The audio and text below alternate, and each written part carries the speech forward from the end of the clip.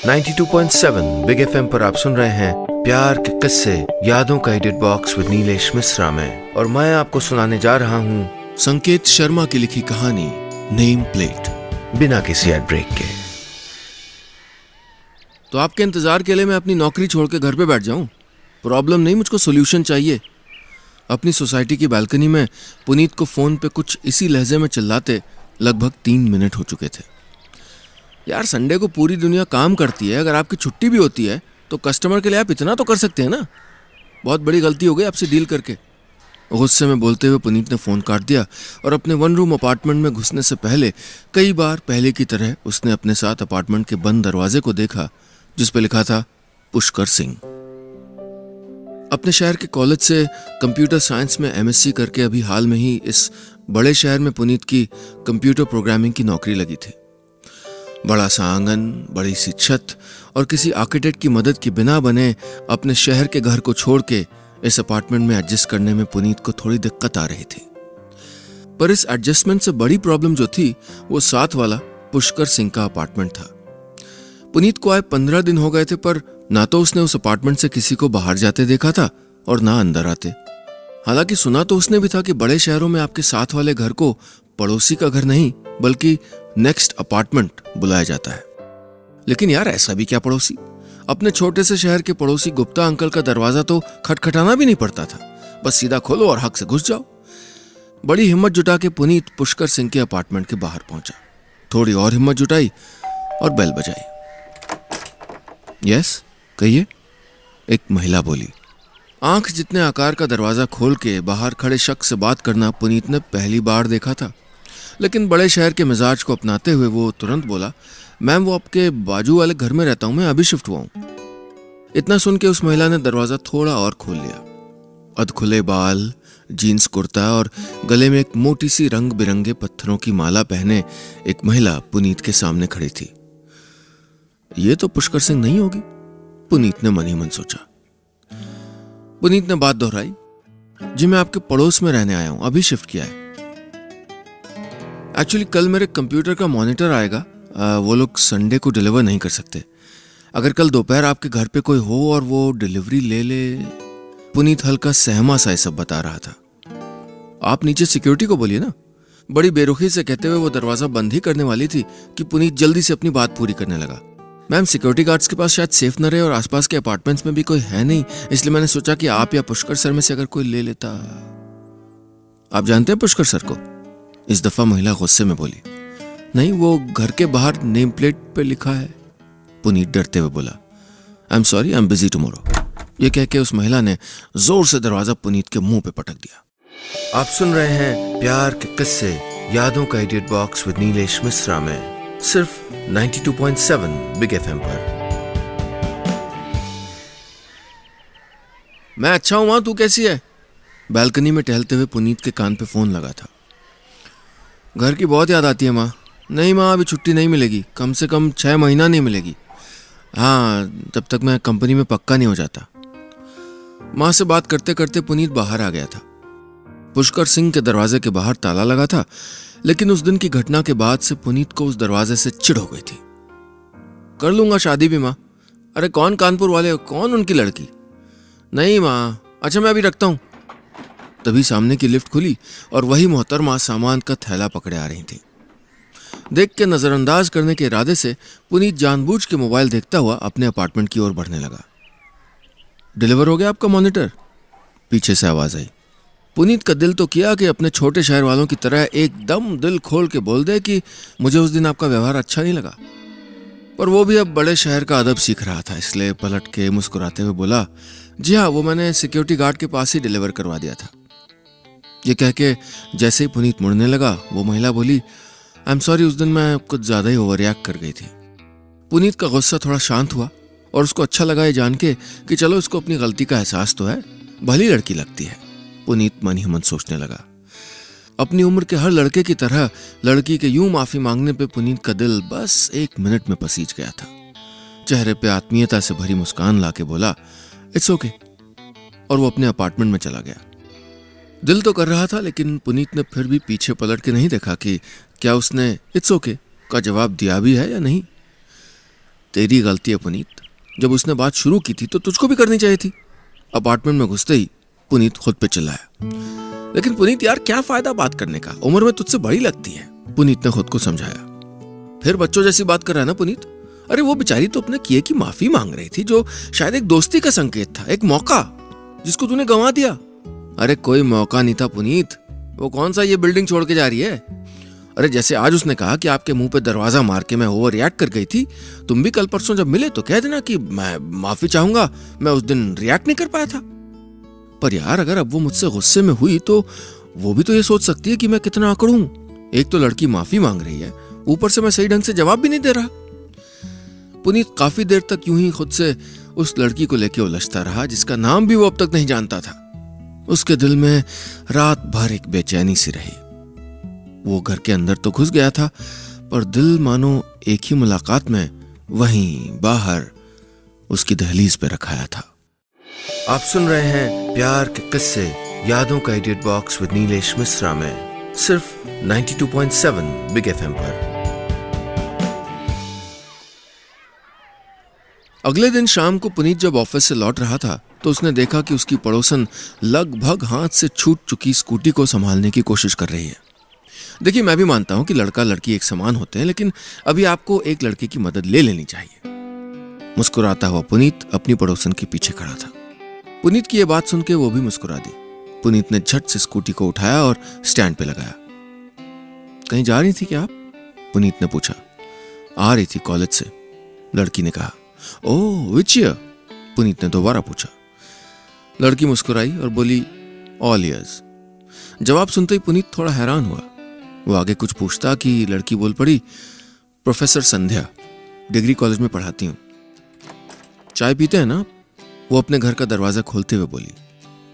वैसे मेरा नाम आप नहीं है, पुनीत है, और सॉफ्टवेयर इंजीनियर्स चाय को कभी मना नहीं करते, हंसते हुए पुनीत ने कहा। दरवाजा खुल चुका था और पुनीत संध्या के घर के अंदर था। संध्या का घर किसी लाइब्रेरी से कम नहीं था।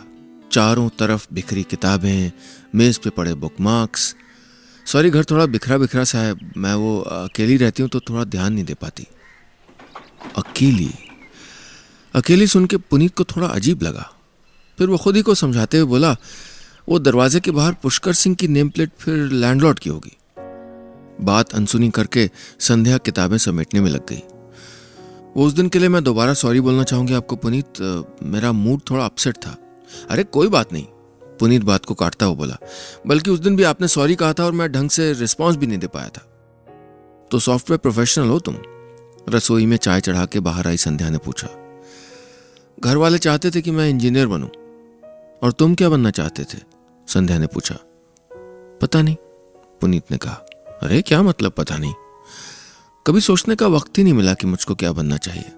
घर वाले जो बनाते गए मैं वही बनता गया। आप भी क्या शुरू से पढ़ाना ही चाहती थी? हाँ, मैंने शुरू से हमेशा वही किया जो मुझको अपने लिए सही लगता था। फैमिली कहाँ है आपकी संध्या? पुनीत ने हिचकिचाते हुए पूछा। मम्मी पापा तो बहुत पहले छोड़ के जा चुके हैं। एक छोटी बहन है जो अपने पति के साथ इसी शहर में रहती है।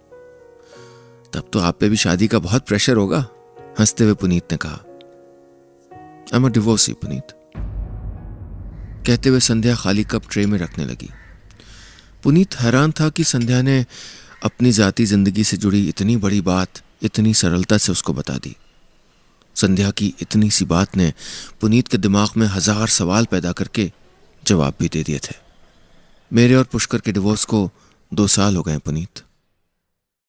आप सुन रहे हैं प्यार के किस्से, यादों का edit box with Nilesh Mishra में, सिर्फ 92.7 बिग एफएम पर। पुनीत बची हुई सारी शाम संध्या और उसके कहे शब्दों के बारे में सोचता रहा। 2 साल से डिवोर्स हो रखा है बेचारी का, और उसके चेहरे पे इतना सा भी गम नहीं है। पुनीत मन ही मन संध्या की बहादुरी का कायल हो चुका था। संध्या उसको ठीक वैसी लड़की लग रही थी जैसा उसने किताबों में औरतों के बारे में पढ़ा था कि औरत वीरांगना होती है, औरत चाहे तो बड़े से बड़ा काम कर सकती है। संध्या औरत के उस रूप के विपरीत थी जो उसने अपने आसपास देखा था। पुनीत ने फैसला किया कि वो अब ज्यादा से ज्यादा वक्त संध्या के साथ बिताएगा। वो संध्या को बिल्कुल अकेला नहीं महसूस होने देगा। अगली शाम को पुनीत ऑफिस से थोड़ा जल्दी आ गया था। उसने संध्या का दरवाजा खटखटाया। किसी ने दरवाजा नहीं खोला। पुनीत ने दोबारा जोर से दरवाजा खटखटाया। इस बार दरवाजा खुला और सामने संध्या सर पे एक दुपट्टा कस के बांधे खड़ी थी। अरे क्या हुआ संध्या? पुनीत ने हैरानी से पूछा। कुछ नहीं पुनीत, वो आज कॉलेज में थोड़ा काम ज्यादा हो गया था, बस थोड़ा सर दर्द हो रहा है। दवाई ली तुमने? अरे सर दर्द की क्या दवाई, शाम तक ठीक हो जाएगा। बस यही प्रॉब्लम होती है ना तुम लड़कियों की। अरे सर दर्द कोई मेहमान थोड़ी ना कि चाय पिएगा और 2 बातें करके शाम तक घर चला जाएगा। मैं भी ले आता हूं तुम्हारे लिए दवाई, दरवाजा खुला रखना। संध्या कुछ बोलती इससे पहले पुनीत दवाई लेने जा चुका था। संध्या दरवाजे पे ही खड़ी रही। 2 मिनट में पुनीत दवाई लेके वापस आ गया था। उसी रात पुनीत ने संध्या को फेसबुक पे तलाश के एक फ्रेंड रिक्वेस्ट भी भेज डाली। हर बीतते पल के साथ पुनीत का संध्या के लिए पहली नजर का प्यार बढ़ता ही जा रहा था। वो ऐसी ही एक लड़की अपने जीवन में चाहता था। उसका तलाकशुदा होना पुनीत के लिए कोई बड़ी बात नहीं थी, लेकिन वो जानता था कि उसके परिवार में यह बात किसी भूकंप से कम नहीं होगी। अगले दिन पुनीत फिर संध्या के घर पहुंच गया। उसने दरवाजा खटखटाया। संध्या ने जैसे दरवाजा खोला, पुनीत ने 2 टिकटें संध्या के हाथ पे रख दी। ये क्या पुनीत? वो ऑफिस में बांसुरी कॉन्सर्ट के कुछ पासेस आए थे, चलो जल्दी से रेडी हो जाओ। नहीं पुनीत, मेरा मूड नहीं है, तुम चले जाओ। अरे क्या मूड नहीं है, चलो, सारी जिंदगी अकेले रहोगे क्या? पुनीत को अंदाजा नहीं था कि अनजाने में उसके मुंह से क्या निकल गया है। संध्या बस टकटकी लगाए उसको घूर रहे थे। बड़ी जल्दी अंदाजा लगा लिया ना आपने पुनीत जी कि मैं अकेली हूं और किसी के साथ का इंतजार कर रही हूं। कॉन्सर्ट के लिए आए हो या मुझ पर दया दिखाने आए हो? तुम गलत समझ रही हो मुझको संध्या। मैं सही गलत की नहीं, तुम्हारे नजरिए की बात कर रही हूं पुनीत। तुमको लगा तलाकशुदा हूं तो अकेली हूं, अंदर ही अंदर घुट रही हूं अकेलेपन से। अपनी घुटन से लड़ने की हिम्मत है मुझ में पुनीत। मुझको किसी की सहानुभूति या एहसान नहीं चाहिए। संध्या ने जो कहना था वो कह के चुप हो गई थी और पुनीत जो कहना चाहता था वो कह नहीं पा रहा था। आप सुन रहे हैं प्यार के किस्से यादों का edit box with Nilesh Mishra में, सिर्फ 92.7 बिग एफएम पर। पुनीत को कुछ अच्छा नहीं लग रहा था। वो उस रात सो भी नहीं पाया और अगले दिन ऑफिस से आधे दिन की छुट्टी लेके घर आ गया। वो माँ से बात करना चाहता था, वो संध्या से बात करना चाहता था। इसी उधेड़बुन में पुनीत ने घर पे माँ को फोन लगा दिया। पिताजी का, भाई बहनों का, पड़ोसियों का और सभी रिश्तेदारों का हालचाल माँ से जान लेने के बाद हिम्मत करके पुनीत ने बोल ही दिया, माँ कुछ कहना था आपसे। हाँ बोल बेटा। माँ मैं शादी के लिए तैयार हूं। यह सुनते ही पुनीत की माँ ने एक साथ कई भगवानों का धन्यवाद दिया। माँ पहले पूरी बात तो सुन लो, लड़की मैंने देख रखी है। अचानक खामोशी छा गई दोनों तरफ। ऐसा लग रहा था मानो अचानक किसी युद्ध पे सीज फायर, युद्ध विराम लग गया हो। कौन है? माँ ने पूछा। संध्या नाम है उसका। हालांकि अभी मैंने उसको बताया नहीं कि मैं उससे शादी करना चाहता हूं, पर आपको बता दे रहा हूं कि मैं उससे शादी करना चाहता हूं और आप पिताजी को बता देना कि मैं उससे शादी करना चाहता हूं। संध्या का पूरा नाम क्या है? माँ ने पुनीत से पूछा। पुनीत समझ रहा था कि माँ क्या पूछना चाहती है। माँ पूरे नाम से ज्यादा जरूरी है कि संध्या की पहले शादी हो चुकी है, वो तलाकशुदा है। क्या? सुनते ही माँ ने फोन काट दिया। पुनीत ने माँ से जो कहना था वो कह दिया था। अब बस उसको संध्या से बात करनी थी। आज जाऊं, कल जाऊं, अब जाऊं, कब जाऊं, बस यही सब सोचते सोचते पुनीत ने फौरन संध्या के पास जाने का फैसला किया। बहुत घबराते हुए उसने दरवाजा खटखटाया। दरवाजे पे पुनीत को इस वक्त देख के संध्या हैरान थी। पुनीत ने हिम्मत जुटाई, बोला, संध्या ना तो तुम पे कोई एहसान कर रहा हूं और ना ही तुमको कोई सहानुभूति देने आया हूं, पर मैंने अभी अभी अपनी माँ को बता दिया है कि मैं तुमसे शादी करना चाहता हूं। प्लीज एक पल के लिए भी अपने आप को ठगा हुआ या बेचारी महसूस मत करना। यह मेरे जीवन का शायद पहला बड़ा फैसला है जो मैंने खुद लिया है। तुम पे इसको थोपने की न मेरी मंशा है न हिम्मत। बस जो महसूस करता हूं बताने आया हूं। संध्या ने कुछ पल पुनीत की आंखों में देखा और बोली, मुझे कल कॉलेज जल्दी जाना है, गुड नाइट। ये कह के उसने दरवाजा बंद कर लिया।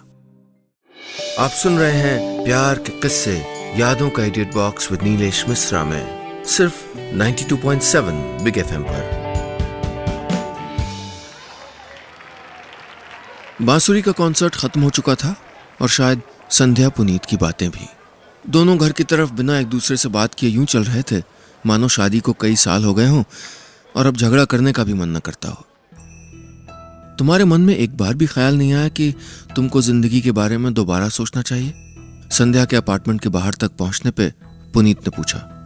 आया होगा, बल्कि आता है, कई बार आता है। स्टाफ रूम में जब और टीचर्स अपने अपने पार्टनर्स की बातें करते हैं तब आता है। पर इसमें कोई क्या कर सकता है पुनीत? मेरा दिल नहीं मानता दोबारा सेटल होने के लिए। मैं ऐसे अकेले अकेले खुश रहने की आदत डाल रही हूं। गुड नाइट पुनीत, और आज की शाम के लिए शुक्रिया, कह के संध्या अंदर चली गई।